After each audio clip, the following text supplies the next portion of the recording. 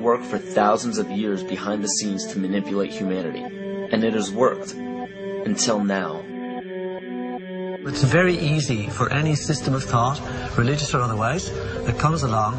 It's very easy to play on that, to play on our insecurities, to assure us all is well, we'll all be taken care of. We lap that up. So don't blame religion. Blame our own insecurities, which has allowed religion to flourish, and which has allowed so many systems of thought that are disempowering to flourish throughout human history. That's why we can't get out of it.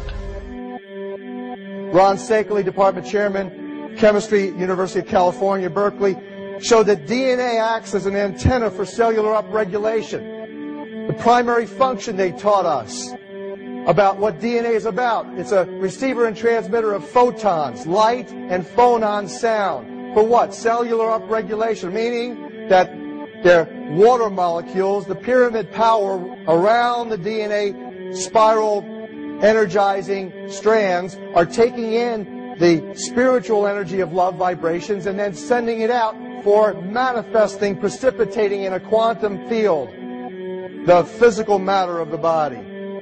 These are hertz, frequencies, or cycles per second that the musicians can retune their instruments to play and experiment with.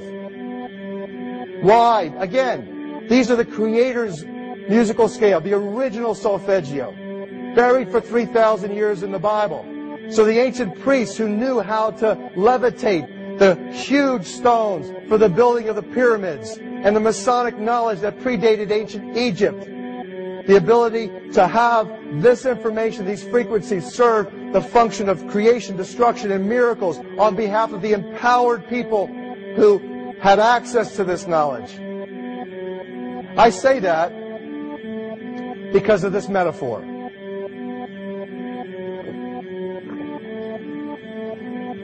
This is the difference between the power of our Creator and anything else, particularly evil.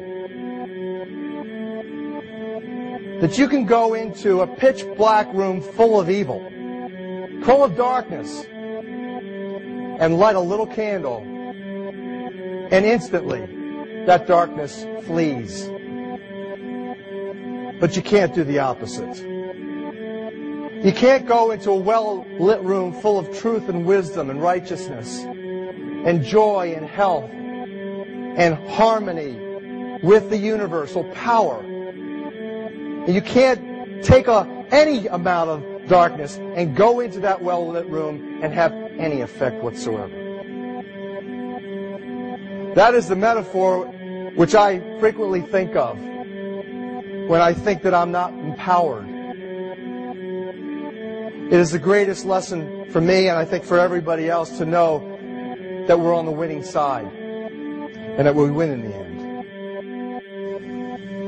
As you are watching this, understand that it is not a fight to be fought. It is not a war to be waged. No gun rights have to be exercised. Not a finger has to be lifted. Most people wonder how one person can make a difference. They ask that if all this is so simple and this information is available, why hasn't someone else conquered their fears and changed the world for everyone else? This is the most difficult and beautiful conundrum to our lives. Your reality affects you and only you. Your curiosity has led you to this genre of information to serve a very specific purpose in your life. To understand visually how the universe is truly a hologram, a math professor at Yale University developed a formula that is plugged into a computer program. Named after him, the Mandelbrot set shows a seemingly disorganized pattern. But no matter how far you zoom into the design, you will always find the same pattern within the whole pattern. Each fractal, broken down infinitely, will always reflect the whole. When one fractal changes its pattern, the sum total of the whole pattern changes along with it. This exemplifies that the whole world does not need to be awoken. There is no race to inform the 6 billion people on this planet of this message.